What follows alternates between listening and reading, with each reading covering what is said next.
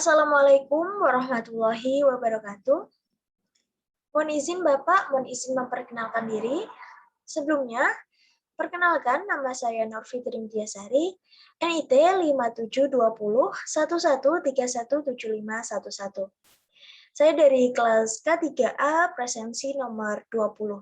Di sini saya akan mempresentasikan mengenai konektivitas sistem smart port guna meningkatkan aktivitas logistik di Indonesia.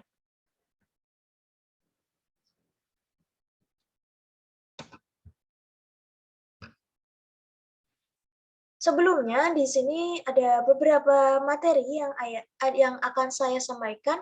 Yang pertama mengenai pengertian pelabuhan, kemudian ada fungsi dan peran pelabuhan, ketiga ada fasilitas pelabuhan, keempat ada pengertian smart port, yang kelima ada jasa dan bisnis smart port, dan yang terakhir mengenai langkah menuju smart port. Oke, baiklah kita menuju materi yang pertama, yaitu mengenai pengertian pelabuhan.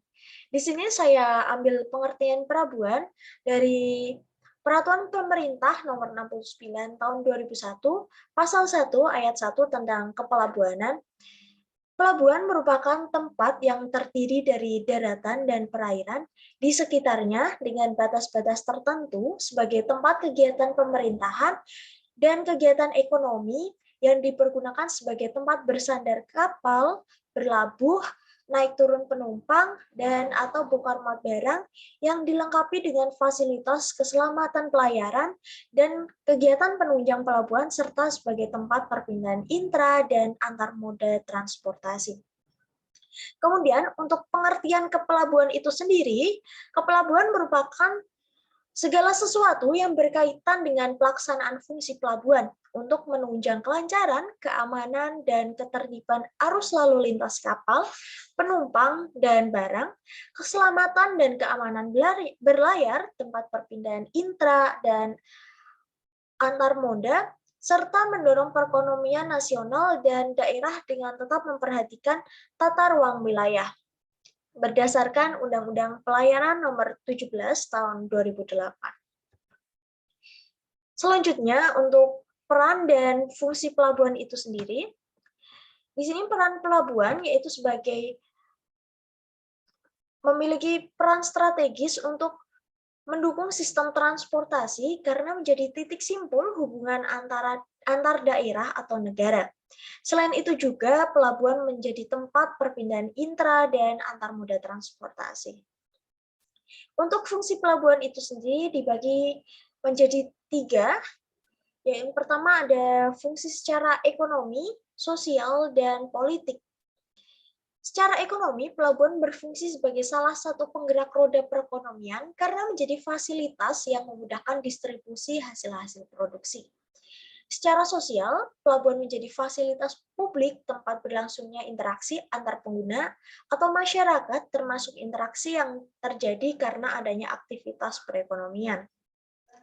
Kemudian, secara politik, pelabuhan mempunyai nilai politis yang sangat strategis untuk dijaga dan dipertahankan eksistensi dan kedaulatannya. Aturan-aturan pengelolaan pelabuhan yang berdaulat, transparan, aman, dan tidak diskriminatif terhadap perusahaan asing serta dilakukan secara efektif dan efisien akan meningkatkan sisi politis yang positif bagi suatu negara tempat pelabuhan itu berada. Kemudian untuk fungsi pelabuhan, saya bagi lagi menjadi 4, yaitu sebagai link atau mata rantai. Di sini pelabuhan mempunyai fungsi yaitu salah satu mata rantai proses transportasi dari tempat asal barang atau orang ke tempat tujuan. Kemudian, secara interface atau titik temu, pelabuhan sebagai tempat pertemuan dua moda transportasi, misalnya transportasi laut dengan transportasi darat. Sebagai gateway atau pintu gerbang, itu pelabuhan sebagai pintu gerbang suatu daerah atau negara. Secara industri entity, jika pelabuhan yang diselenggarakan secara baik akan bertumbuh dan akan mengembangkan bidang usaha lainnya sehingga area pelabuhan menjadi zona industri terkait dengan kepelabuhanan. Selanjutnya ada fasilitas pelabuhan, ada 3 fasilitas penting, yaitu fasilitas pokok, fasilitas fungsional, dan fasilitas penunjang pelabuhan. Yang pertama, fasilitas pokok pelabuhan, ada dermaga pelabuhan, alur pelayaran, peran gelombang, dan turap, kolam pelabuhan, jalan kompleks, drainase, dan lahan. Kemudian untuk fasilitas fungsionalnya, yaitu ada tempat pemasaran ikan atau TPI, kemudian navigasi pelayaran dan komunikasi meliputi telepon, internet, radio komunikasi, dan lampu suar. Instansi perbekalan meliputi instansi suplai air bersih, instansi bahan bakar minyak atau BBM, instansi pabrik es, dan instansi listrik. Kemudian untuk tempat penyimpanan yaitu ada cold storage, tempat pemeliharaan kapal dan alat menangkap ikan meliputi bengkel, dock, slipway, dan tempat perbaikan jaring. Untuk fasilitas penunjangnya ada balai pertemuan nelayan, mes operator, wisma nelayan, dan lain-lain.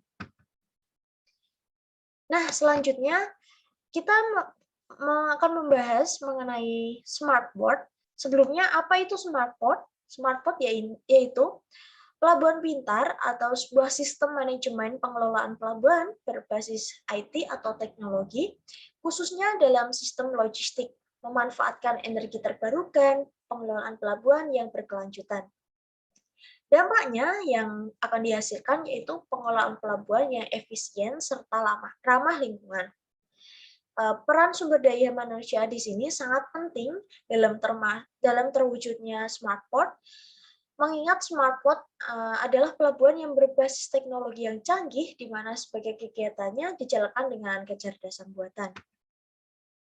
Apa sih tujuan smartport itu sendiri? Di sini saya menggolongkan tujuan smartport menjadi 4 macam, yaitu ada efisiensi dan efektivitas logistik dan sistem di pelabuhan. Kemudian untuk meningkatkan keterlibatan dan kesejahteraan karyawan. Yang ketiga, meningkatkan ketahanan bisnis terhadap guncangan ekonomi atau kekuatan yang mengganggu. Kemudian yang keempat, memudahkan akses terupdate dengan jadwal kedatangan dan keberangkatan kapal. Kemudian mengenai logistik smartport. Di sini sistem smartport atau pelabuhan pintar dapat memudahkan aktivitas logistik. Sistem ini juga dapat mendukung peningkatan Logistic Performance Index atau LPI dan Ease of Doing Business Indonesia atau EODP Indonesia. Pengembangan smartport itu sendiri digunakan untuk menunjang kemudahan aktivitas logistik. Kemudian teknologi dalam smartport yaitu ada kecerdasan buatan atau EA. Kecerdasan buatan itu dapat meningkatkan operasi dan efektivitas bisnis. Di sini dapat digunakan sebagai sistem pengambilan keputusan untuk prediksi operasi pelabuhan yang akurat. Kecerdasan buatan ini menggunakan big data untuk memprediksi apa yang akan terjadi di sistem rantai pasokan global di masa yang akan datang. Kemudian yang untuk Internet of Things, di sini berperan Internet of Things itu sendiri adalah sistem atau sesuatu yang disematkan dengan berbagai jenis teknologi seperti sensor. Internet of Things dapat misalnya mengidentifikasi secara rinci apa yang dibawa dari setiap kapal. Kemudian Internet of Things memungkinkan otoritas pelabuhan untuk melacak kapal yang tiba secara real-time dan melacak kargo. Internet of Things di sini memungkinkan pengambilan keputusan berdasarkan pertukaran input yang tepat. Kemudian ada teknologi blockchain, yaitu teknologi yang digunakan untuk menyimpan data. Dengan teknologi ini, perusahaan logistik dapat mengikuti setiap peristiwa yang terjadi dalam rantai pasokan global. Kemudian, input ini disimpan selamanya dan tidak dapat dihapus. Teknologi blockchain memungkinkan semua data disimpan secara online dan dapat menemukan kembali proses pengambilan keputusan sektor pengiriman. Kemudian ada 5G, yaitu memungkinkan port menggunakan lebih banyak data dengan konsumsi daya yang lebih rendah, mentransfer data secara real time, dan menggunakan informasi yang diterima dari sistem Internet of Things dengan cepat dan efisien. Kemudian ada jasa dan bisnis dalam smartboard.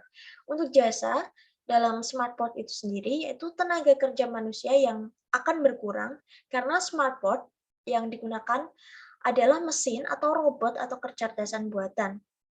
Tentu saja ini akan mengurangi interaksi antar manusia karena digantikan oleh mesin. Kemudian untuk bisnis, penerapan smartboard merupakan sebuah peluang yang sangat besar untuk melakukan bisnis. Di sini seperti menjalin hubungan dagang, menggarap peluang bisnis online, dan sebagainya. Kemudian langkah menuju smartboard yaitu ada 3 kunci utama yang harus disiapkan agar pelabuhan pintar dapat terwujud. Yang pertama yaitu komitmen, kemudian manajemen perubahan, dan ketiga ada kolaborasi. Langkah-langkah nyata yang akan dilakukan yaitu perluasan wilayah pelabuhan, penggunaan energi angin dan tenaga surya untuk mencukupi kebutuhan energi listrik di pelabuhan, kemudian membangun integritas dengan moda transportasi kereta api, kemudian menggunakan software yang bisa mengintegrasikan dengan sistem komunikasi seluruh pelabuhan dan dermaga dari Microsoft, dan yang terakhir yaitu menggunakan shore power connection, yaitu fasilitas untuk mengalirkan listrik langsung ke kapal tanpa perlu menyalakan mesin kapal. Sekian yang dapat saya sampaikan mengenai konektivitas